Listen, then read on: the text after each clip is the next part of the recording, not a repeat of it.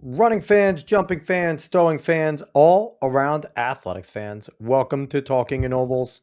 How is everybody doing out there on this Monday, April 20th, 2026, episode number 187? Hi, what's up, brother? I had an amazing time on a Friday night. I mentioned last week that my high school coaches were retiring over at Toms River South. They coached for 40 years. We had so many people there, people flying in from Utah and all over the world to be there. Toms River Schools did an amazing job with this. It was for all three high schools, and it was just wonderful just being there with old teammates and paying respect to my old coaches.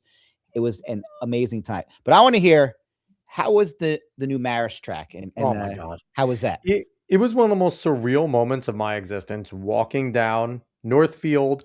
And I've seen the track before. I went there for the Right. Opening of the track. This was the first meet there This ever? was the first ever meet, the River Rumble, the Hudson Nice. River Rumble. It's Marist has a brand new track. We have a brand new track. Siena was there. A few Iona runners were there. St. Thomas Aquinas, Vassar. It was a small meet, but it was a fantastic meet. There were school records dropped, so it wasn't like there were slow times coming. We were, it was just surreal. It was awesome to see Marist hosting a meet. It went smooth, and I know Coach Billy Poole Harris, Coach Calais over there are incredibly happy that it went smooth, because that's what they were worried about. Everything was on time and all that, but it was freaking awesome. And I got to meet one of your fantastic athletes. You did. I was just going to give you a shout out. One of my athletes was up there for a visit, and you made sure that she got in front of the coach, and she loved the track, thought it was beautiful. So who knows what the future holds. And that coach is one Alicia Samuel, one of our future guests. We will be having one of the wonderful Marist coaches on the show, as we've had before, because we've had Coach Paul Harris, we had Coach Chuck. We're still trying to get Pete. Pete's an old man. He's grumpy. He's not that old, but he's just like, 9 o'clock, that's too late. It's like, come on. But last week we had a ton of fun, and not even technically last week, Thursday, right? It was last Thursday. We had a good time. We talked to the founder and director of Garden State Track Club, Chuck Schneckloff, and I thought we had a really good conversation. I did too. I thought it could have went to a spot where it was like adversarial, but it wasn't. Right? No, it was civil. It was respectful. I mean, now, did we agree on everything? No, but that's okay. You don't have to. But I thought he represented himself and said what he wanted to. I thought we said our points. And how people viewed it, I don't know. I'm sure people have opinions either way. We just try to provide a civil place for positive or negative banter to exist, but always try to keep it cordial and keep it, without any contentiousness, just unless it's about Faith Kipyegon's 4-minute attempt, then there's no cordiality there. But but overall, definitely go back and give it a listen, especially if you're against the whole club scene, because I think hearing Chuck talk will help you kind of understand where he's coming from, why he started it, what he does. And I think the overall mission of what he's trying to do for the pro athletes makes me a fan of what he's doing. Pro athletes, yes. For the pro athletes and everything that he's doing towards it, it's fantastic. So go back and give it a listen. But this week, I talked about wonderful coaches, and we are bringing on one as well. Me and you are both Jersey guys. You're a Rutgers guy. I'm a major Rutgers fan, and it's always a privilege when we can have a Rutgers person here. Let's bring her on. She is Nicol Traynor Starkes. She is the associate head coach for cross country, track, and field over at Rutgers. Nicol, how are you? Hi, I'm great. How are you guys? We are wonderful. It is a pleasure to have you on. Like I said, anytime we could talk to somebody from Rutgers or local area, it's great, and especially Rutgers, because you guys are the big school of the tri-state. Like, I know Syracuse might try, but Syracuse is closer to Canada than they're not that close. They're far. Yeah, they're far. No, you're right. There really is no other like Big Ten or Big Time school in the tri-state area. Yeah, you would think like New York City. I mean, you got Princeton, but that's like Ivy League, so it's different. It's different because like back in the day when mostly it was still incredibly intelligent people going to college, the Ivies kind of had an even playing field, right? Because now it's such a business in a lot of ways that yes, academics are important, but God, we don't even need to be coy. So many football players and basketball players don't go to class. So it's like, we know this. So it's not your cross country runners. Not track. No. Not cross country. Our highest GPA this past cross country is always up there for the highest GPA because it's such a disciplined sport, Yeah. It is. So Nicole, we want to start with you where we start with every single one of our guests. When did you get the spark to become dedicate to being a runner, and not necessarily when you started running, because I feel like those are different things. When did it kind of click, like, this is what I want to do? Yeah, I definitely started running before I wanted to like truly be a runner. I actually, to kind of go backwards from that, I was a swimmer. I started as a swimmer, like summer swim league when I was like 7 or 8 years old. Started swimming for a club, our local YMCA in Basking Ridge at the time. And like, that was my thing. Like, I did not see myself doing any other things. I like played basketball, I played soccer, but like swimming was it. And then going into high school, it was like in the fall, it was kind of like our base season for swimming, like kind of championships is like end of winter, beginning of spring. So I was like, I'll do cross country. I did middle school cross country a little bit. And that first freshman season was really fun. We went to meet a champions for the first time as a team at Ridge, I think ever. So that was really cool. I think we got 6th place that year. So we medaled technically. I think 6 teams still medal. I'm honestly not even sure. Things change so much, but that was a cool experience. And I actually did not run track at all that freshman year. I swam for our high school team and our club team. Our high school team, actually, my dad is also a Ridge alum, and his math teacher was like our swim coach. So this guy had been at the school forever, which I always like thought that was hilarious that he was that swim coach for that first year. So did all of that. I wanted to do spring track because that was kind of like the end of that swim season, but I was going to be gone for a week for like our last big like swim competition. So I wasn't allowed to do spring track that year, which is fine. I totally get it. Like, you can't just miss a week. I think at the time I was upset, and now like as a coach, I'm like, of course I wasn't allowed to do spring track. So then that, like, in the summer, it was like a combination of swimming and running, like gearing up for that's like next cross country season, which was great again. And then kind of in the middle of that swim season, in the middle of the winter, I got really sick. I had to get my tonsils out. I had to miss a bunch of school. I like had to get out of the pool for a while because everything had to heal. And like, when you miss time swimming, I feel like it's almost worse than running. Like, you feel awkward when you get back in the pool. So at that point, it was like, and that's tough as a sophomore too, right? Because like sophomore, like, you're not a freshman. There's things expected of you. You're expecting yourself to take a leap and kind of get ready for the back half of high school. So it's like, you know what you're supposed to do now, but you're still on the younger side. So it's like a weird spot there to especially have that type of like thing happen to you. Exactly. So like had to take a complete like halt on like all exercise. So I basically, that kind of pushed me to be like, okay, let's shift gears and like go all in on running. So I couldn't run really all winter. And then I ended up starting that spring track season late, but that was like, okay, because I was like coming off of injury, illness. Yeah, that's different. Yeah. So then like at that first spring was really cool. Actually, which is funny that Penn Relays is this week, because I remember our coach took me, put me on the 4x8, even though that was like my first ever 4x8, I'm pretty sure. Like, I run a couple of Canadian dual meets, and they're like, oh, it's Penn Relays. Like, this is going to blow your mind. And I was like, oh my God, this is chaos. But that track is really weird. This is actually insane. There's no straightaways. No straightaways. And when you're running on the home stretch, there's like 8 lanes to the left of you. Do not go over to them. Yeah, no, that's like, looking at that track is like so weird for the first time. The first time you're like, you're like, this is not like our track. Everyone thinks like, I'll have 5 kids this weekend. Like, is this track bigger? No. Why is there a rail over in the 4th lane? Because those lanes don't count. Okay. Those are only for 4x1s or get them which is then so weird to watch the 4x1s there when they like cut to the right. Bizarre. Or not 4x1s, I guess 4x4s when they cut out instead of cutting in. Like, that's so strange. But kind of after that sophomore season. Then the following year I like ran all 3 seasons, and that's So I have a quick question for you. Where were you in cross country your freshman and sophomore year in terms of on the like were you on the top 5? Were you a scoring member? Because that's kind of when you were taking it serious, but it wasn't your sport, right? So right. where Yeah. were you when you were there? Were you still one of the top runners? Yeah, so I was on varsity. I was in our top, I think I was like in our top 4, 3 Okay. maybe. We had my freshman year, we had a really good senior and a really good junior, and then that same junior was obviously there the following year.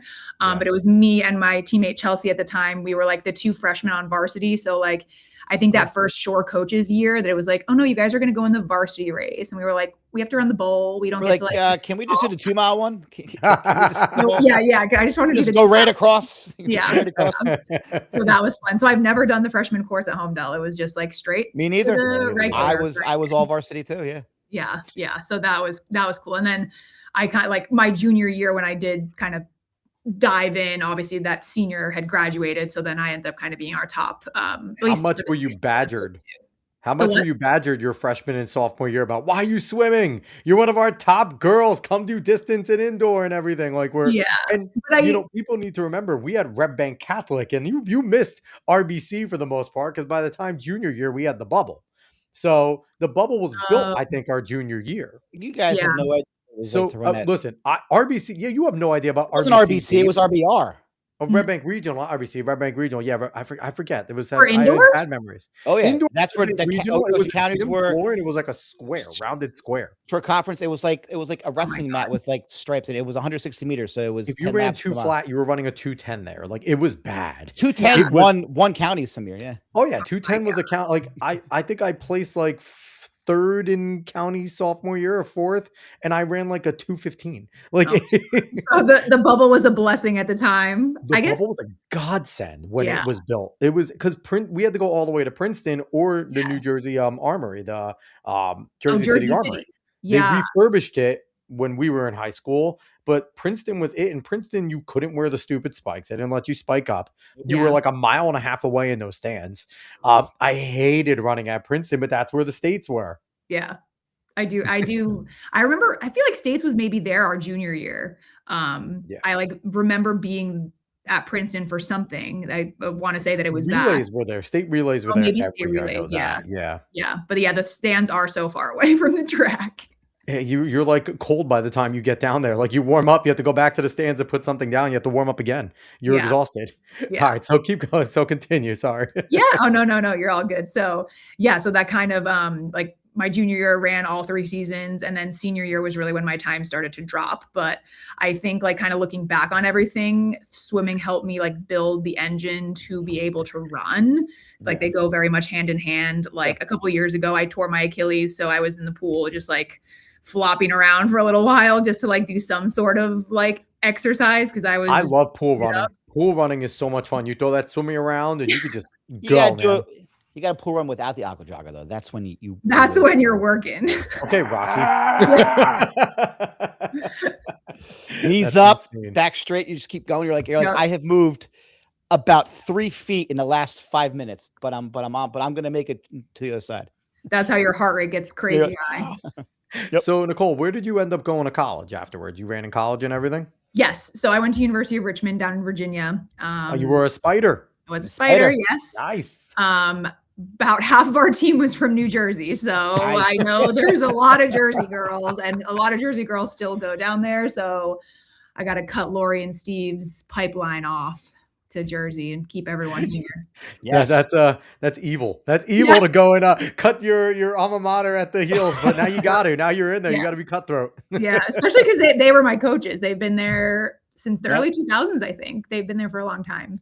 Yeah, that is a while. So now what I want you to do is I want you to give us some of your favorite memories as a runner. And this could be from whenever you want it to be, starting the beginning, through college. And I know you've ran post-collegiate as well. Mm-hmm. So give us your favorite memories as a runner.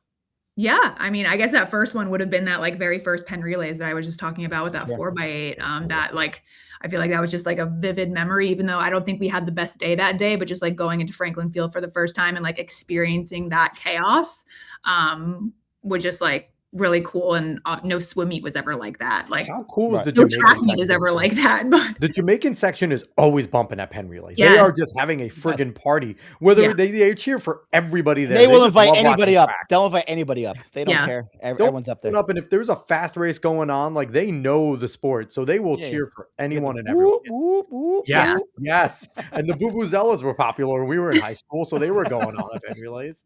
Yeah. Yeah. And then actually in college, we came back to Penn Relays a couple of times too. We ran the 4x15 one year. And I remember I ran second leg, and my teammate Amy Van Alstyne was on the lead off, and she handed the baton off to me in first place. And I was like, oh my God, everyone's watching me.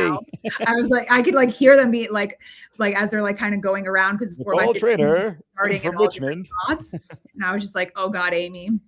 And then I just like I blacked out for the race. I just like ran my ass off. I like was scared of getting caught. I'm like, I can't disappoint. I need to hand the baton off in first if I got it in first. You get caught? That's awesome. So that was cool. And I didn't get caught. So there you I go. did first. There you go. Yes, you did your job. Yeah, we had a lot of good memories in college. I think one of the ones that stings a little bit, we had my senior year, we had a really good men's and women's team.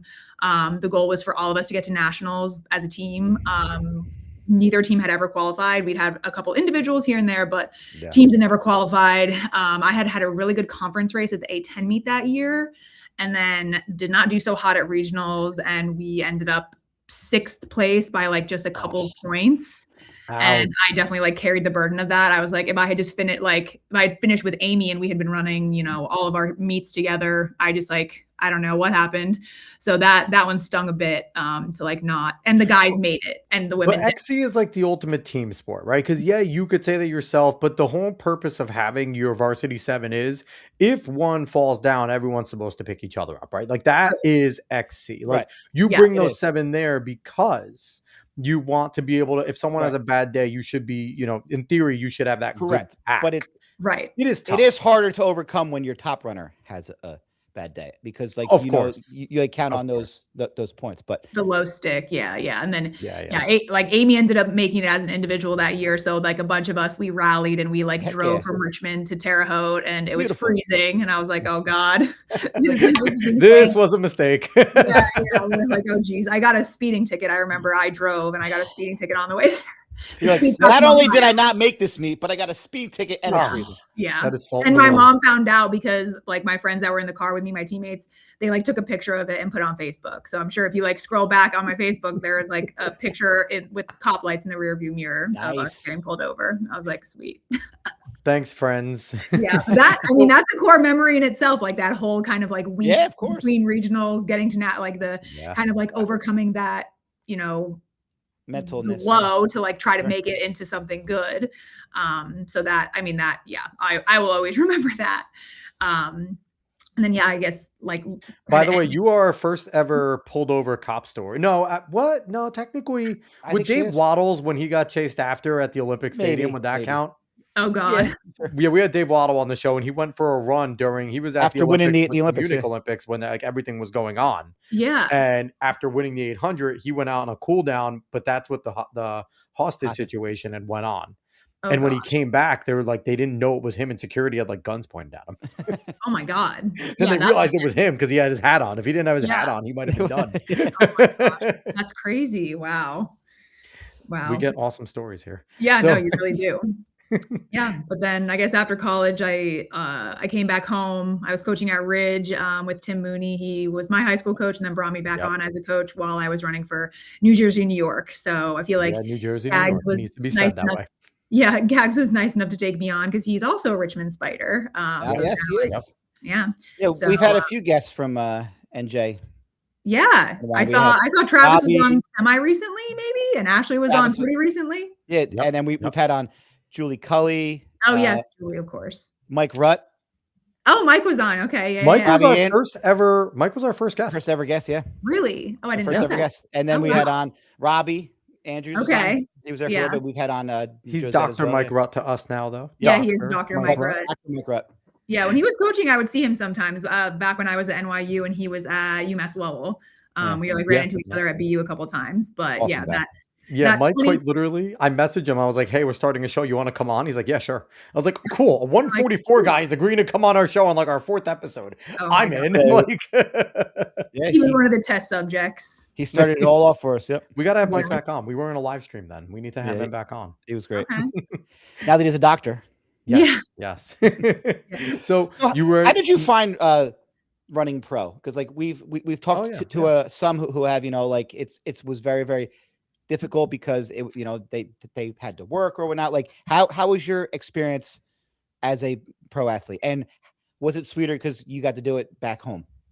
Yeah, no, it was definitely good to go. I mean, I wouldn't have been able to do it if I wasn't coming back home because I lived with my parents for the first year. And it Yeah. just happened to be like they were out in White House, which is in Hunterdon County. The crew was based out of Clinton, and we would come to Rutgers to practice. So I've done plenty of workouts on the windy Livingston track and in the bubble. So nobody can complain about those because I've been there and done that. So I don't ever want to hear it. But yeah, if I Is that what wasn't you tell your athletes? yeah, Of no, course, yeah. of course. Yeah, and I'm like, "Oh, yeah, there was one time we were doing, like, a Michigan style workout, and it started snowing in March, out at the track, so that was fun." Welcome to I, New like, Jersey. vividly remember actually, I remember, like, Julie was there. It must have been my first year with the club, but that, like, that was another, And like, crazy memory. knowing Gag, he don't care if it's snowing. No. Well, Gags is letting the snow pile up around him and just All right. with the stopwatch. Yeah. Slow, pick it up. Let's go. Yeah, that was pretty much that was it, but that, it was I mean, it was obviously great to come home to New Jersey, like, so many Jersey kids. It was like, I mean, a lot of Jersey kids, like New York, but just like a lot of people from this area, just with one common collective goal to try to make the trials and try to make the team. I was working at the time. I was coaching at Ridge. I was actually going back to school because I wanted to potentially do physical therapy when I was done running. And then kind of in 2016 after the trials, that's where it was like, do I go coaching or do I go PT route? Which is funny because I would have tried to get into Rutgers PT. So I still would have been connected to Rutgers Full somehow circle. in a different way. But yeah, the 4 years was definitely a grind. I mean, if I had not gotten like financial help going to college and then not had my parents and like, you know, that like coaching part-time job, like I would have been in a very different spot. The support system is always massive. It's a So- game changer. So what made you want to go into coaching? What made that I was just gonna ask, so like, what was that transition like, and also like all of like where you've been coaching, because this is not your first stop. Like, how did you end up on the banks of the Raritan coaching good old Rutgers? Yeah, so I guess it was like Coach Mooney knew that I wanted to come back and run for New Jersey, New York, and he needed help with the team basically. So he offered me a job and I was like, sure, I will gladly take it because I don't want to I did math and economics in college. So I'm sure like my job, I would have probably like been working for some like random insurance company, being an actuary or something like that, which is much less fun than what I'm doing right now. So you're still working the numbers though. The what? Yeah, still working with numbers. These numbers are a little easier, but more so now than ever in this sport. Yes, yeah, seriously. But where was I going with this? Mooney wanted you back, and he offered you a job. Yes. So he offered me to come back to like basically also help support me because he knew that obviously the goal with coming back to run for New Jersey, New York is to try to make the trials in 2016. I had come just short in 2012, my 5th year of college. I actually got hurt at the regional meet. I like don't even remember. I must have like banged on my ankle in one of the water pits because I finished, qualified for the next round, and then the next morning I couldn't walk. So I guess the adrenaline was kind of wearing off, and I tried to run a steeple in the like national prelim, and it was ugly. I mean, my leg was taped up. It was just bad. So obviously I wanted to qualify in 2012, but we actually still went out to watch the trials in 2012. So I saw Julie make the team and win the trials. Awesome. I saw Ashley get 4th at the steeple, and it was like, yeah, like I definitely want to go home and try to like run with these women because they're going to make me better. So yeah. And the steeplechase is not an event where you can run with a hurt leg. No, especially the waters. Like the waters were brutal. I was 2-footing them every time, and like probably you're losing seconds. Yeah. Did you know, and did you guys realize like the NJNY group? I don't know if you guys realize that you were a special group at the time. Like you knew you were all talented, but now looking back at that group, that was an amazing set of runners. Like, did you guys realize that when you were getting there that you guys were a special group of runners, like men and women there? I think that we were like, we all kind of had like a chip on our shoulder. Like we weren't like the Bowermans. We weren't like any other The group. Brooks Beast at the time with Nick yeah. Simmons, like that was Julie big said coming up. Julie said the same. She's like, we were kind of like, like nobody looked at us like seriously. She's like, and then I win, and Ashley's doing Fun well, stuff, and Robbie Andrews was there for a little bit of time, Yep. Yes. Yeah, we were just kind of like a ragtag group, and we were like the blue collar of Aaron Donahue. Yes, and yeah, But everyone knew who you guys were. When you guys showed up to a meet and NJNY was there, people knew, like, all right, the race is going to be fast. Like we're not messing around here. Yeah. So that was fun. I mean, because we didn't have. I mean, it was much later on when Hoka came in, but those first couple of years, it was just like everyone kind of had their individual sponsor, and then you were supported by the club if you didn't have a sponsor. So and speaking of Aaron Donahue, shout out to her for getting the Haddonfield job. I saw that, yeah. And then her team went in the Nike Nationals by a mile. Yes, super exciting. Yeah, it's awesome to have someone that good still back in the sport, coaching high school kids. I mean, Nicole, if you're still friends with Erin and you want to, tell her to come on the show, wouldn't be mad. I mean, I haven't talked to her in years. Actually, a funny story. Me, her, and Ashley. I don't know if that's not proper English, but the three of us, we did a. We're all coaches, Yeah, we don't speak English. I was not here, so. But the three of us, we actually did like this random photo shoot for Self. I think it was Self magazine, like that's awesome, a while ago. But like it was like I had not really hung out with Erin that much before because she was like on the club and then left for a couple of years and then came back for a little bit. So it was just like the three of us hanging out, and I was like, I don't know why I'm here. Like she's an Olympian, she got fourth, and then like there's me. I mean, that just take the honor, okay? Just take the honor and enjoy it, damn it. No, it was fun. It was a fun time. So I was like, I'm happy to be here. So you're doing the club thing, you're chasing your dream. Obviously, you're trying to get to the Olympics. So continue on the path to getting to coaching and everything like that. Yeah. Like officially getting into it. Yes. So kind of obviously Coach Mooney brought me here and that to coach. And then I really enjoyed that like coaching side to things. Just like learning so much more rewarding. It's so much more rewarding watching your athletes accomplish things. It's amazing. Yes. Yeah. And we had some, like, I think actually when I was back coaching at high school was when they first brought the 4x8 into Meet of Champions outdoor. So like we were like trying to go for that. We had like a good group of girls that were running the 4x8. I think we won twice while I was there. So that was really fun.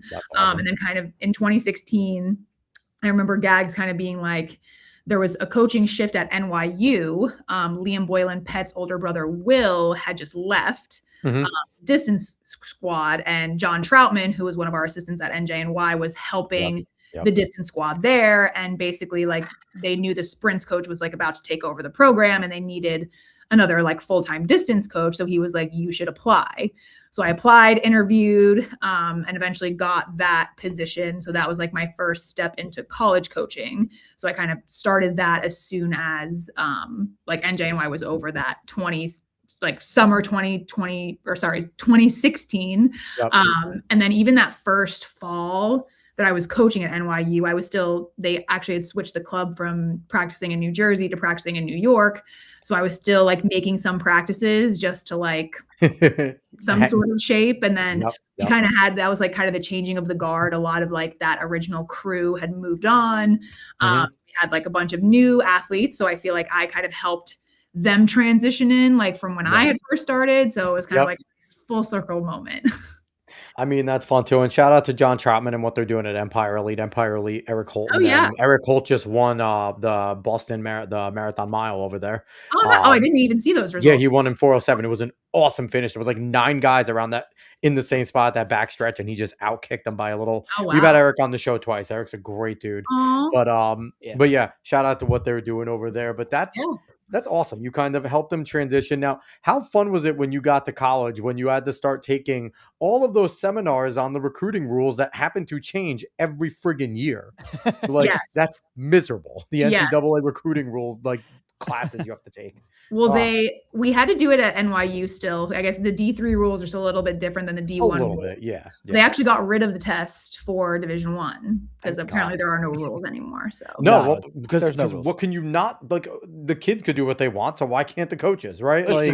Listen, I mean, a lot of schools are having kids on their XC team who are like 47 years old now. So, well, I saw the NCAA might be taking that up with an age limit. I saw that they are actually talking about potentially thinking of an age limit. So I think 25 is good. I think 25 is good. There's been some legislation proposed. I guess maybe like starting age, like you have to, like your clock starts counting like at a certain time when you graduate high school or when you turn 19. It's like something like that. But I think they're supposed to vote on it pretty soon. So well, I know because they talk about the internationals, and obviously BYU gets brought up because they do their missions and things like that. Yeah. But for me, it's like, okay, you want to go, for me with BYU, like I get the internationals. If you choose to go to BYU, you know what you're going to have to do there, right? So you're putting yourself in that situation. Sure. No one, I know they're a great running school, and the Jeet's amazing. I would say so. The coaches there are fantastic, but you honestly know what. So if you're going there now, there's an age restriction. When you go on your mission, you might not be able to come back and compete. Like that's just going to be part of the equation. I know some of those schools are going to be pissed about it, but I think we need it because when you're having Olympic age, like grown men and women competing against 18-year-olds. That is very different than like a 22 or 23-year-old against an 18-year-old when they're 27, 26. That's a huge difference. Yeah. Oh, for sure. And I'm sure there will be like religious exemptions brought into everything. So I don't know. Let me think about like how true it will be.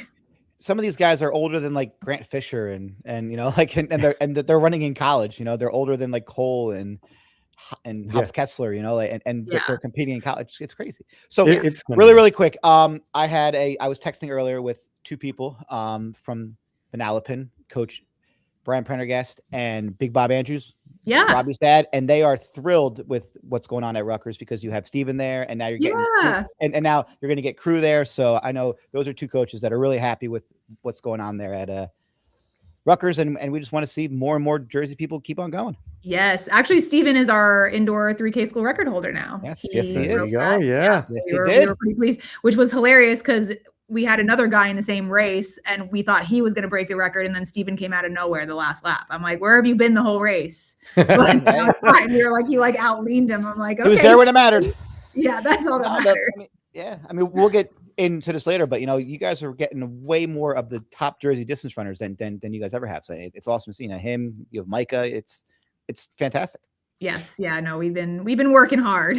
I love it. So when did you get to Rutgers? When did that happen that you got to Rutgers in the coaching position? Yeah. So it was kind of COVID happened at NYU and kind of everything shut down. I feel like we were probably shut down a little bit harder than like a lot of other schools. Like the even city was tough. The city was the city. You guys, Columbia, you guys got hit hard for them in terms of more than a lot of places. We really couldn't do anything. It was like a spring and then a fall, winter, spring that we could barely do anything. I think they wouldn't even they rented out like I think it was like Pier 40 or something that had these two giant soccer fields, and they're like, you can only practice there. And we were like, what's the difference between going there versus like the East River track? Right. So then we just the rules didn't make sense. They did not make sense at all during COVID. We know this. Such a bizarre time. Yeah. But then there was, we didn't compete for almost a year and a half, or really over a year and a half when you count the summer too. So it was kind of like coming back. I knew Arison, our head coach, he was leaving. He had been getting his MBA, so he went like a completely different direction and got out of college coaching.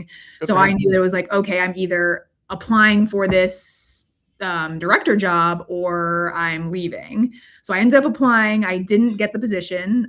So there was like a week that I didn't know what I was doing, but I obviously had applied for that. But then I was like searching around in case it didn't work out, which Tyler, the guy that got the job, he's doing an amazing job. They've like completely switched the program from being like more sprints and jumps to like, I think they just do distance now. Like looking at their coaching staff, it's like they have 4 distance coaches on staff. And correct me if I'm wrong, or I'm sorry. I don't know. I know.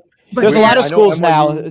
I know, like Washington State is just going distance because of all the roster limits and the NILs. Right. That there are schools that are just focusing on one aspect of the actual sport now. But I have seen NYU doing some pretty good things in terms of cross country and stuff. So I think they are going that route. They're like one of the better D3 programs in terms of distance right now. So, if you're going to go all in, that's the result you want, right? You want to start getting into that national mix. So, good for them. If that's the route they want to go. I haven't stayed completely locked in. Yeah. I know they won women nationals on the women's side this past year for the first time. There you go. Then you're doing the right thing.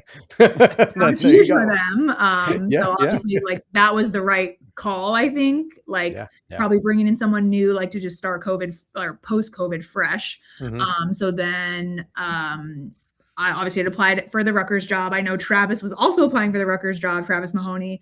And ultimately, like I ended up getting it. I know Coach Jelly was his college coach, so I kind of also knew them just from the Atlantic 10 conference.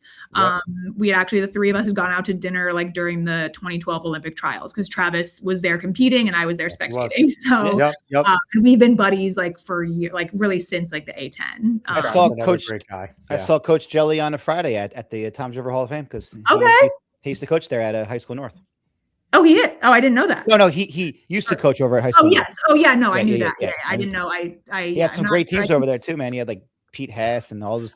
I used to compete against his friggin' teams. When he was there, North was the best Toms River. Like they take turns. Who's better? So I don't know if you know the Toms River situation, Nicole. There's North, East, and South. And they take turns on who's like the dominant in each sport. I had the privilege of having North be in there just kicking our friggin' teeth in. There were some good East runners, but North was it. Sorry to say to you, Dave, South friggin' sucked when my years. They had nobody fast. It's because we all left, and you left a decade before me. We had won 3 straight state sectional titles when I was there. So, it was and time. And then you handed it off to Manchester and the best team in the state and one of the best in the country. 98. I was going to say, isn't Manchester like really close to Toms River? We are the redheaded stepsister. Okay. It's the best way to describe us. Yeah. Okay, I got it. We are. We're like sandwiched around Toms River, Jackson, and like Brick. Like we are we are just the outcast. Okay. Oh my gosh. So you would get the Rutgers job. Yes. How's it been? Like how have has it gone? What do you mean, how's it been? They've been kicking ass. I know they've been doing well, but like when you got the job, like did you have like a certain mission that you wanted to accomplish, or was you just kind of see how everything went? Yeah, I mean the goal like from the beginning was to try to get Jersey kids to stay home because we knew like what you guys were saying that if we could get Jersey kids to stay, like even it doesn't have to be everybody, even if we just get a handful of people to stay, we could have a really good team. I mean, 100%. Like I said at Richmond, we almost qualified for nationals, and our 1, 2, 3, 5, and 7 were all Jersey girls. Yeah. So like you can put together a nationally competitive from Jersey. Yes. Well, you just look at last year, the 800 girls, like in the 800 between Clemmy Lilly and Dumas and everyone, like I think Paige, you have how many girls under 205 in high school last year? Like in this year, it's not going to be a shortage. We should have at least it's going to be extremely similar. This year. Yeah. It's insane. Yeah. No, New Jersey running is crazy right now. So we're hoping that some of them want to stay home. Or if they leave, they come back. Because that's also, we've had that a little bit more on the men's side than the women's side, that they've kind of ventured out and come back home. Kind of the 2 original people that we got to come back was Brian Pedretti and Gavin Richards that came back from DC and Syracuse. So they just graduated last year. So they were with us for like 3.5 years. Love it. So what has been since you've been there and things like that, obviously the shift from the Big East to the Big Ten, even though it happened a while ago, it's still fairly new. Rutgers is still the baby of the Big Ten in a lot of ways. Well, they are. East Coast baby, the East Coast baby. Because now we got West Coast. Yeah, but now we got freaking UCLA and the Big Ten. It still boggles my mind. But the Big Ten's a ridiculous thing right now. But it's like the Big 30. They're insane. But so what has it been in terms of having to coach in one of those levels, right? Like you're a part of one of the power conferences and like you ran in the A10, which is a really good mid-major, right? Right. I came from the MAC, a good mid-major, but there's a difference when you're sitting there and going to your conference meet, you might see the 1, 2, and 3 times in the country, 1, 2, and 3 distance in the country, like around you. You're basically at pre-nats at that meet, right? So it's like, what has that been like as a coach trying to sit there and get this little Jersey school to compete against Michigan, Ohio State, and these massive schools. USC, UCLA, Oregon. Right. Oregon. Yeah, Oregon. Oregon's there. Yeah, no, literally. I mean, like, you're literally towing the line with Olympians in like multiple events. Sure. Yes, yeah, not it's number insane. one necessarily in the NCAA, but like number one in the world. Like, I know shot put has like a ridiculous Big Ten So presence. insane, yeah. But I know at least on the distance side and like in cross country and everything that it's like you also have to like keep a level head, which I'm glad we go to competitive meets for sure, but it's not like not every single meet is going to be like the Big Ten conference.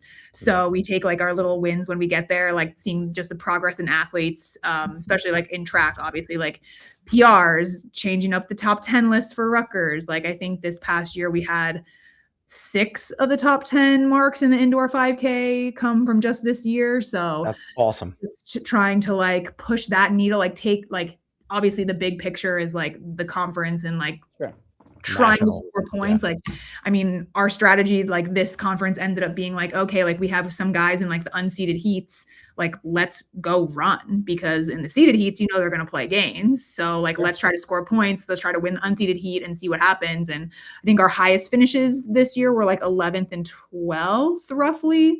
I can't remember the exact number, but like only a couple places shy of scoring. Of course, you have those guys that are capable of running much faster, but at the conference meet, are they going to run much faster? Sure. Yeah. So in terms of philosophy, Dave and I, we've talked a lot about this show about how we've seen in the high school and even in the college level, you talked about PRs, but it's all about run fast, run fast, run fast. Where are you guys on that? Because obviously the athletes want to run fast, but then you get to these conference meets, you get to and you got to learn nationals where they have to do a lot of prelims and they don't know how to race. You have a kid that should be in the finals that's out in the heats because they don't know how to race, right? Mm-hmm. So where are you guys, and especially you, in terms of the philosophy? And you mentioned going to some of these smaller meets and getting the victories. Is that where you're trying to hone in their racing ability at some of these other meets? Where, like, 'cause I know it's such a weird line now. It's all a time trial. All about running fast. It's crazy. Right. Well, I guess that comes a lot with like trying to qualify for NCAAs. Obviously in indoor, it's like top 16 in the country or out, which is just bananas. I mean, even for the East region, like top 48, like trying to like figure out where that line is going to be. That's kind of like, I guess, the emphasis on trying to run fast. And with all the last chance meets, like you have no idea, because the last chance is really like you could be good, but then a good last chance comes in and everyone is quite literally running to hit that mark. And it's insane.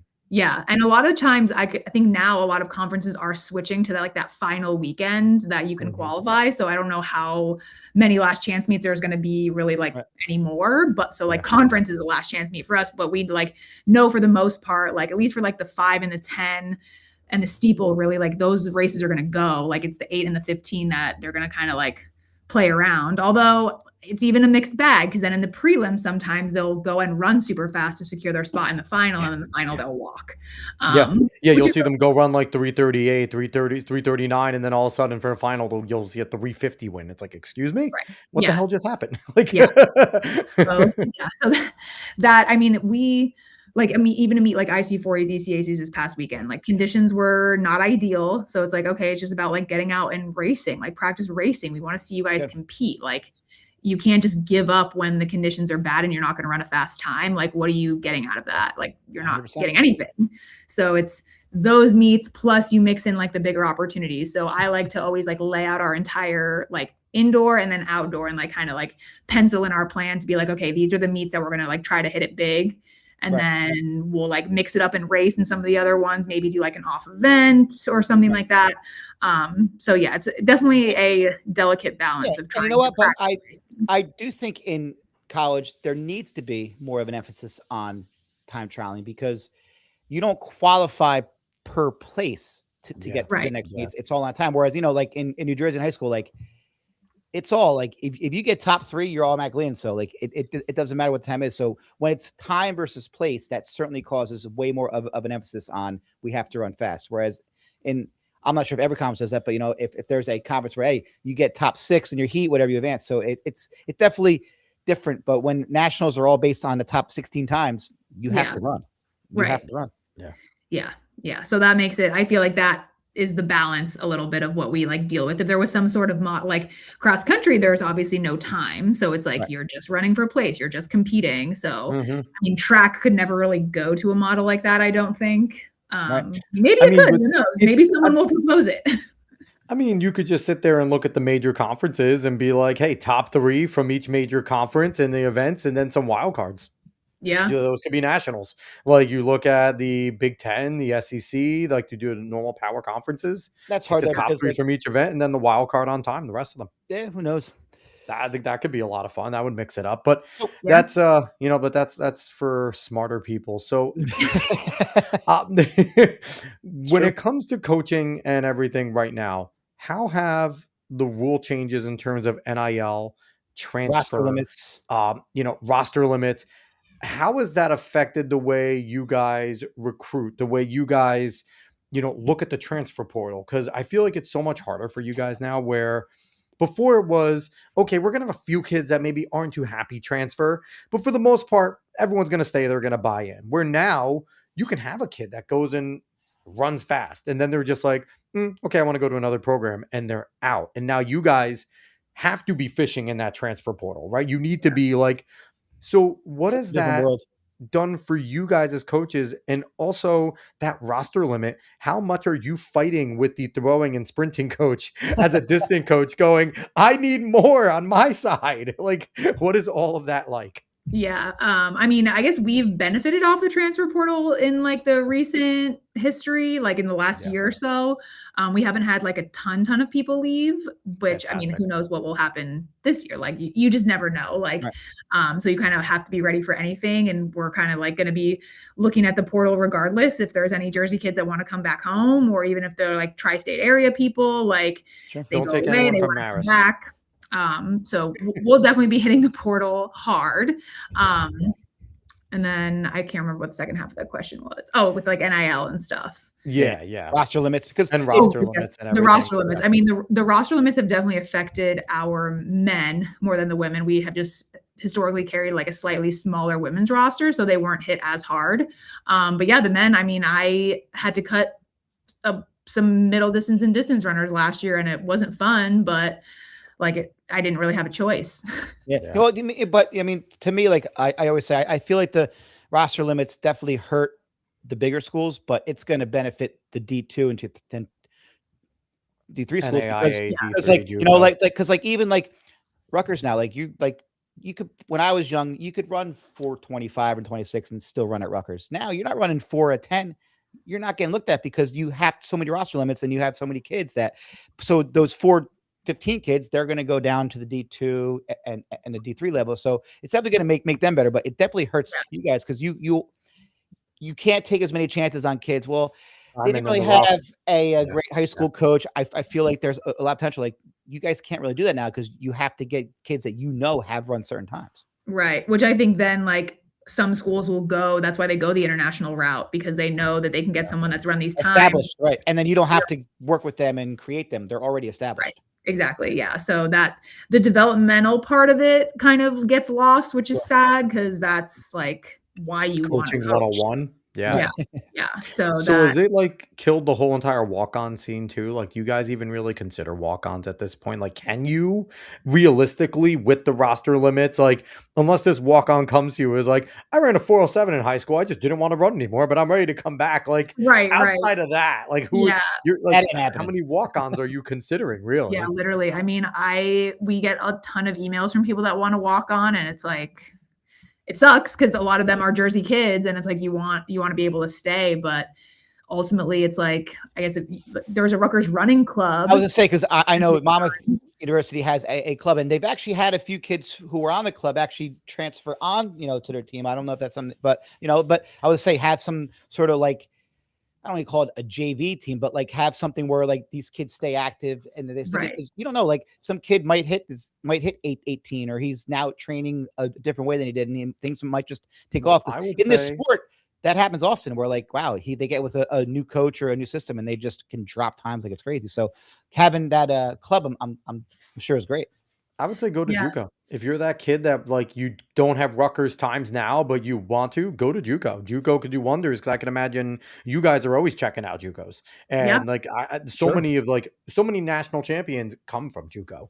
right, You exactly. know, so it's like And they I feel learn like there, that's a great and they route. learn Yep. how to run, they learn how to race, they learn how to train, and then you guys get them, and then you don't. And again, but it does stink how you said that, like that the developmental phase is gone. But but Yeah. you are college, so like you got to feel like most of those kids probably should have some sort of development Yeah, when but they get every other there. sport you develop, Yeah, I right? know. Like, and like, I mean, it's like it's weird because, but it's happening to every sport, right? Like, Sure. I played football my whole life, so it's like at every level you go up, you're learning the game all over again. The speed changes, everyone gets stronger, and it's the same in track, right? Where in high school, when you were able to be the big shot and kick whenever you want, you get to college, even at the lower D1 level, every kid you turn around was competitive in states, a state champion, a conference county champion. It's like Certainly track. Yep. you have to readjust. You're running against grown men and grown women, but Yeah. it complicates it so much more when you have to go against much older or like it's I don't envy you guys right now in the college coaching scene. Like No. it's awesome what you guys are doing at Rutgers, but I mean, I coached for 4 years at Marist and I can't imagine what you guys are going through right now. Yeah, it's definitely a transition, but I think like Coach Lexi and I, she ran at Wisconsin. This is now our second year working Nice. together, and I think we make a really good team that we're just like hitting New Jersey hard, hitting the area around here hard. I mean, like also like if you're gonna recruit an international, you got to be ready to like pony up and pay. So we're instead trying to divvy up what we have and try to get Jersey kids to stay home, and like there's in-state tuition, even though New Jersey is like a higher in-state tuition, it's still in-state tuition, and some of these other private schools are like 100K. So like, and a lot of times, which is shocking to me, like people, they focus on the number that you're getting from a school versus the like overall school cost, right? What it's going to cost you. So I'm like, you get 30 grand to a school that costs 100 grand, like you're still paying $70,000. Yeah. Then I'm like, we can give you 10 and you're going to pay 20. And like, why would you not take that? Right. Well, so like, you're offering me 30, yeah, but you're still going to pay 70,000 rather than 20. Right. Exactly. Yeah. So like sometimes they just like don't look at the bottom line. They look at what they're given. Ego. Yep. Ego. It certainly is, and it's tough. But honestly, what you guys are doing over there at Rutgers, like I love seeing all the progress. Like I know Dave does. Like I'm following like Rutgers cross country, Rutgers track, and just seeing all your success and just watching the fact that you guys, the men and women swept the IC4As, ECACs this weekend was freaking cool because that is a competitive, good meet every single year. So, what are we looking forward to now conference wise and things like that? You said you're kind of looking to come and take points, but I think people after your last conference meet, you guys did pretty well. And I think people aren't going to sit there and be like, oh, it's just Rutgers anymore. Like, so are you feeling some of these other conference schools kind of looking at you guys a little bit differently after the way you guys have been performing lately? I think in certain events for sure. I mean, distance is always going to be hard to break into the points with Oregon and Washington, like being the top 10 times. Yeah, I mean, Wisconsin, go run a 3:30 in the 15. Enjoy. Like, like literally, like Simeon Beerbaum just set the national record. So like, stupid. It's sweet. So ridiculous. So but I know like indoor, like our pole vaulters, our guy pole vaulters, they're amazing. Well, we had, Chloe Timberg, so good, national champion. This indoor, yep. Well, and then she was like an NCAA champion at Rutgers 2 years ago. She was 2 years ago, I think it was. Yeah. But yeah, so she's like obviously killing it. Our vaulters are killing it. We did well in men's triple over the indoor season. So I think in kind of like those certain events, I know we have a very good crew of javelin throwers. I'm excited for our men's steeplers to mix it up a little bit. I think maybe we can squeak out a couple points in there, but our goal is always like as a distance squad, we want to contribute. Last year was actually a crazy situation with the indoor DMR, like with the new schools coming in. Before that, it had always been one heat and we were at Spire. So it's a 300-meter track, plenty of room to run for like 12 teams or whatever it was. Yep. Now you add 3 more because USC didn't run a men's DMR. But you have the other like new 3 teams coming in. All of a sudden it's like, okay, this is a little bit crowded for one heat. They never specified in the rule book how they were going to split it. So I guess they had a different split for the men versus the women. And they were like, oh, it's kind of where it naturally split. And then in our coaches meeting, you have people going back and forth being like, well, I didn't know that I wasn't going to get in the fast heat. I would have run like another last chance meet. I just kind of like, so it was just like that chaos. And I knew regardless, I'm like, we weren't high enough on the list that we were going to be put in the slower heat regardless. And I was like, you know what? It's fine. So they end up doing whatever the split was. I think it was 12-3. And then one team did not show up to the line for our 12-2. So I go up to the meet director and I was like, are we going to combine things now or are you going to run a heat of 2? And they were like, oh no, we're going to run a heat of 2. Like you were at that DMR? Yeah. They didn't want to, face the other school. So it was us and Purdue. You're going to 2-team DMR heat. That's crazy. Yeah. Yeah. So us and Purdue, our guys run their asses off. Purdue runs their asses off. We end up 7th and 8th overall because there's a huge collision in the fast heat, like from the 1200 to the 400 leg. So it was just like, we were like, okay, this is like a little bit of karma for like making us run a heat of 2 teams, but it was very exciting for us. And we set the school record actually in that race. So it was really cool.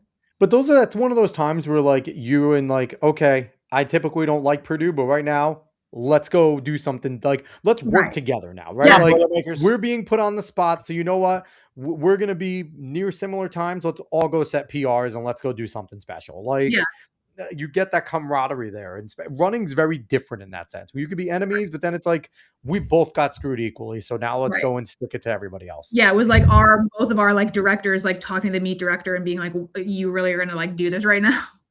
And the legs, everyone was like pushing each other. And then ultimately it just came down to our 1600 leg outkicked their guy. And we got 7th and we were like, yes. And then we were close this year. We were 9th. So we just missed scoring indoors, but it was still fun. I said it to Chuck last week because obviously Chuck ran at Rutgers, but I'm going to say it to you. I want you guys to put like the obnoxious Scarlet Knight back on, not the block R, just the actual Scarlet Knight.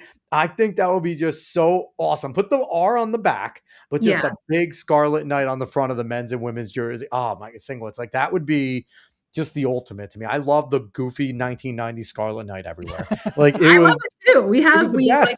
They had some hats with it one time, but I unfortunately think that you might have to take it up with some big wig coaches at our school if you want to go with the Knight because they like the block R. I know you cannot be mean to Coach Ciano right now, but I swear Coach Ciano's on my hot seat right now. Okay. You gotta get him to like the Knight head and then maybe we can have it back. Listen, I will get on wrestling, basketball, and football. Okay, damn it. I know wrestling's one of them. They love the friggin' R on their singlets. But I'm not going to put you in a bad spot with any of your peers. That's just me. Everyone, don't get mad at Coach. But Coach is fine with the block R. Yes, coaches. I got it right here. Yeah, she's rocking it. She's repping it. I just get everyone in trouble on the show. But including me. Including you. Hey, I helped out your athlete, okay? You did. But but overall, I don't want to keep you too much longer. This has been we're fine. We can go a little longer. Okay. Let's go. So I want to go Rutgers. We're ready to see you kick ass. I want to go a little bit away and talk about the sport as a whole. And this kind of goes into your coaching because obviously when all of us were running in high school, more in the Stone Age, we were lucky to have a stopwatch on our wrists. Now, technology, shoes, the tracks themselves, the spikes and everything are just so much better. The athletes actually care and don't go partying. They eat better, they sleep better than we ever did. They have more knowledge. And so with all of this change, with Strava, the tech, everything involved, how have you felt the sport has kind of molded and how has this either helped or hindered you as a coach? I mean, just like all the technology, like what you're saying, it's like social media can be a good thing and a bad thing, I think. But now like social media, like kids, it's like kind of two branches. Like one can be good, one can be bad. The good side is like you get ideas and you kind of can present them that way. But then the other side, like maybe you're questioning things. So it's kind of that delicate balance. But Strava's like the, and like Strava's like that. Yes. Like, Strava is the social media of running. It's like I have so many kids that they're so worried about what everyone else is doing. And I'm like, and they're like, oh, you don't worry. I'm like, I didn't know. Like I had no idea. Like we had like DieStat. That was our message boards. I have that. I ran I ran in the mid '90s in high school. Like maybe that came out towards the end, but like we had Ed Grant's book that was put Yeah. out every year. Okay. We had Jim Lambert and the Star Ledger, but like it wasn't like instantaneous. And I think the biggest difference now is if you have a kid who's at a school who has a coach that might not be, up to a par, they can just go on a line and reach out to someone and like you can get workouts now. So it's that bad experience in high school is not as much there from a perspective of you can get good coaching or good workouts literally from the internet now. Like Yeah, you can literally go on chat. Yeah, I was going to say that. Like you could get by. Like I've looked at them, like I wouldn't do all this stuff, but if you followed what they did, like you would get better. Like it's, it's crazy how like all this stuff. So do you guys use a lot of this technology when you're recruiting, like Mile Split or Strava or that stuff? Yeah. Oh yeah. Mile Split's huge because then you have people, like sometimes in an email, they might write like what their goals are and like make it seem like the goals are their PRs. And then you go on Mile Split and you're like, those aren't your PRs, but that's okay. But I would say the technology that we're using more is just like the lactate testing. So I don't know, Morgan Murray, he was a Rutgers, he was on the Rutgers team. He graduated. I know he went to South Brunswick. I was college roommates with both of his high school coaches. Yep. Oh, no way. If you haven't had him on the show, you should have him on the show. Should because now he's ventured into all this scientific stuff too. Yes. So he's Dave, use more of your connections. Let's go. Yeah. No, he's a professor at Rutgers. He does all of our lactate testing. We do some stuff here. He does the stuff over the summer where he can do like full tests with the kids to get like their LT1, their LT2, which that has been like hugely helpful in implementing double threshold, which I know that's like a hot topic right now. So I kind of said, the Ingebrigtsens. Yeah. With our guys, I was like, if we're gonna, do this, then like we need to make sure we're doing it right and not overdoing it. So like that's why the lactate testing like becomes more important. And then it's like a double benefit because then Morgan is a professor and has his independent study students. So then now they're able to come out to the track and get like real life experience pricking people. Which, they're still learning. So sometimes we'll prick like insanely high. And then I'm like, okay, relax. And our athletes kind of know by now, especially the older ones that have been doing this now for the second year. They kind of like know what it feels like more to be like in a true threshold. Cause I feel like that's something that I know I probably was like terrible at running threshold, that I always like push harder. And it's like, no, sometimes you need to dial it back, especially if we're going to be doing this again, like in the afternoon session. Well, you hear threshold and you think I just need to push. And like, but again, that's up to the coach athlete relationship, right? If you trust your coach and your coach is like, no, dial it back. I can see, you kind of do that. So a topic on this show lately has been bicarbs. They are the big thing. And I think huge. In high school, it's massive. I imagine in college, everyone's friggin' doing it from the college level. How do you approach that as a coach? Because for me, I always thought it was like, Dave talks about, unless the substance is illegal, like you don't really kind of touch it. Like, so how are you as a coach in terms of your athletes wanting to use bicarb or any of these types of, non-illegal substances, but they do something, Yeah. I mean, we use the bicarb. We have like certain standards that you have to hit. And then we'll get it for you through nutrition. You just have to sit in a nutrition meeting to like make sure that you're not like, there's, you have to hydrate enough. You have to make sure you're not taking other electrolytes on top of that, because it is a crap ton of sodium. So kind of like getting the education behind it just to make sure you're not, messing yourself up too bad. But yeah, we've used it. Some people like it, some people don't. Some people have had GI issues with it. So we've heard plenty of that. That is the biggest side effect, is the GI thing. So I know I saw a video of Coach Taylor at a BYU that she just like ate a bowl of it. And I was like, oh my God, I don't think I would ever just voluntarily do that. You got to try it. And I'm like, oh no. I mean, Coach Taylor's awesome in so many ways. She's such a rock star in the sport. We love her over here. It obviously helps. I mean, the pros would not be doing it if no. Oh, exactly. To me, like it's crazy how it's trickled so much down, like into high school. Like high school is almost becoming college, and college is almost becoming pro with all the NILs and all this money and stuff. It's crazy. Like everything's like they're really there's not that like just I feel like so many kids now don't run for the enjoyment. It's almost like a job. Like It's Right. it's not that like oh we're gonna like I'm running my boys like no I have to run this. It's such a more anxious ridden sport now than it ever was because everyone's running so darn fast that you have to do anything that you can There's to no more try to beat. post-meet parties. No. There used to be the post-meet party after every single one. Oh, These and kids aren't doing that we've had anymore. some fun ones at Rutgers, which is why we were never ranked 10th in the Oh gosh. I hope our kids are doing that. Coach Farrell was my college teammate over at Rutgers. I know. Don't start Yeah. routing out your coach right now Farrell with his was athletes. in his bed every night at 9:30, ready for what was happening next. So all He his was taking athletes- bicarb before they were cool. He was one of the test subjects for the bicarb. Well, Coach Crawford too, our jumps coach. He was Yeah, a but Rutgers so guy too. and Coach it's Farrell funny. was his coach. Oh yeah. I've had his dad on one of my previous shows, Jay Crawford.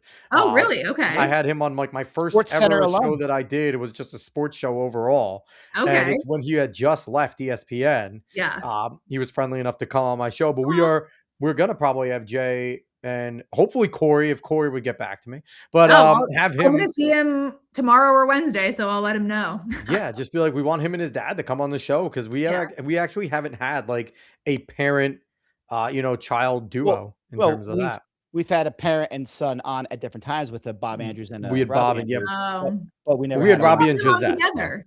Well, we had Robbie and Josette on together. Oh, okay. Yes, that makes sense. Which was cool because they are the world's fastest married milers. Yeah. That's which is crazy. that's what we're claiming. People have disputed that claim, but we're claiming it. I don't care. I'm going with it. So speaking of, the sport, how do you feel? Apparently Grand Slam track is trying to make a comeback. Have you seen this? They've settled up like $7 million with like the athletes that are owed it. They're going to divvy that. Yeah. And Michael Johnson said they're going to try and come back. What athlete is going to sign on? Yeah, I don't know. I'm glad that the athletes got at least something. Yeah. That's tough. I mean, I know they also got a lot of blowback for just doing the track side and not doing the field side. Well, you know what it is because and when you watch it, it was like there's so much time in between races. Like you can show the shot put here. You could show like like who doesn't want Mondo jumping at their meet? Right, exactly. You know, like some of those like events that are just like cool to watch. Ryan Krauser just yeah.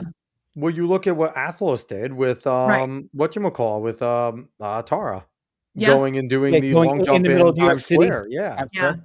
No, what they did was super cool. I think a bunch of our jumpers went to go watch it because that was in the fall, like September, October. Yeah. And it's such an easy train ride from Rutgers to the city. When I was there, it was like $7. It was like the greatest thing of all time. It was so cool. Yeah, but that was back in like 1920. I know. I don't think it's that much more now. Maybe yes. We had steam engines. They were throwing coal. Yeah. That was you had to go get your horse to get to the steam engine with your wagon though to get them there. You had to hitch them up. But yeah, no, it's so how do you go back? Because obviously you're getting high quality, incredible athletes over at Rutgers. Mm-hmm. How are they looking at this current pipeline into pro? Because you were a pro, so you can talk to them about how glorious it was, right? But it's a little bit it seems like it's getting different now. What do have you talked to any of your athletes about what they potentially see going forward? Because obviously the Olympic cycle is coming up soon and everyone's really going to be hitting that hard. But where do these athletes see the pro scene? Because unfortunately, like we look at it and it's like there kind of still isn't a pro scene, right? Like you're not getting paid a ton to go be a pro. Like there's a very few that really eat well, right? 95% of all the money. So what are your athletes kind of in yourself? Like what's your gauge on the pro scene right now? Yeah, I mean, it's even changed a lot since I was. I mean, I didn't really I was supported by the club. I didn't have like my own contract. And then I had like a little baby contract with Hoka when they finally like kind of came in, but the landscape has changed so much. But we have 3, I guess, Rutgers athletes right now that are running pro. We have Alex Carlson. She did her 4th year at NAU, and then now she's with Adidas. Cassidy Johnson did her grad year with us. She's with Under Armour down in Baltimore, and then Billy Hill. He's with Garden State. So his path is probably the most similar to like my path, that he like stayed home. Like obviously his parents are like supporting him in a way, and then the club supporting him in a way. But yeah, it's just like, I guess there's more opportunities now, I will say. I feel there's definitely more club teams out there. Yes. And I think that a lot of the clubs, there's not many clubs that are similar to like NJNY, that a lot of them have like a title sponsor, if it's a shoe brand, if it's just like a like a Garden State Track Club, a Shore AC kind of situation. Empire, maybe. Yeah. Empire. True, Empire. Yeah, they have. They're probably the most similar to what NJNY used to be. Yeah, I really feel. I think the next step, and maybe this is me being crazy. I feel like colleges should make their own pro teams. I feel like you guys should have kind of a pro team with Oregon, right? Right? Yeah. They tried it. Well, there should be like a magnet team where it's like has their own pro team too. Well, hers is through Nike Elite though. That's a different. It's separate from BYU. Yeah, but I'm sure it's a pipeline for her. Like, you don't think Jane's going? You don't think Jane's going to run for that team after she graduates from BYU? She's going to run for that team like next year. Right. Well, yeah. I mean, now she actually could, but but like I mean. But that makes sense. I just think that'd be cool if like Rutgers had a Rutgers pro team on the side where, again, these New Jersey athletes that go to other big places. Yeah, but then when they leave there, okay, maybe I don't have a spot. I'm going to come home. I'm going to go run Rutgers pro. But like, how do you do that as a coach? Like, it'd be so hard to coach. The boosters will pay for it. Then, I'm talking time-wise, because like you have to run like a whole college team. How do you? True. We would definitely need more coaches, but Dave's available. We need some boosters first to make this all happen. That's the. You know what? Here's the thing. That's where I will always say this. Go after your distance alumni because they are all doctors and lawyers and they're the eggheads. They are millionaires. They absolutely can give money. It's all the distance alumni. We all know this, okay? Well, that's where I'm like, you guys can never get rid of distance because then where would any donations come from? Not for track and field, at least. It would just go all right to football and basketball. You're like, please. Well, I guess the ones that come directly to our team. But. Yes, 100%. So, Nicol, this was a ton of fun. Thank you so much for coming on the show. Of course. Thank you for having me. Yes. So once again, all you Jersey athletes out there, stay home. You are in great hands. You got Coach Farrell, you got Coach Traynor, and I'm not sure of the other coaches on the staff, but you will get an incredible experience staying home in this state. Stay local and just make this program what we all know it could be and represent New Jersey like we all do at the high school level. And let's go. Could you imagine if just our former guests right now that are still in high school, if Paige and Siani Wynn just went over to Rutgers, like, let's go. Can we do this? Let's go, man. Can we figure this out? Come on. I'm pretty sure Paige's dad played soccer at Rutgers. Did he? Yeah. He might have. Paige Shepard. What are we doing? Yeah. Paige Shepard make Rutgers the best. Skip college and just say, I'm that good. I'm going to go pro. I mean, she might, like some of these girls, I'm like, they could. But then now it is interesting though, because now with NIL, like you can stay in college and run like that.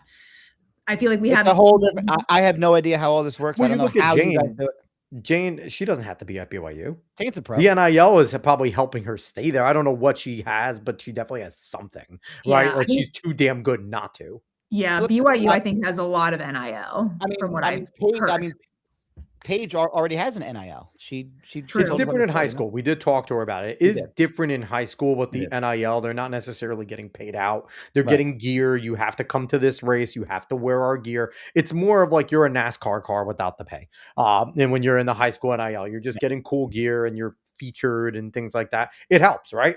Honestly, in high school, if a company was ready to just hand me the top flight gear, especially if it's Nike, they're handing me their brand new super shoes at all times, their super shoe spikes, all of their best gear. Yeah, I'm in.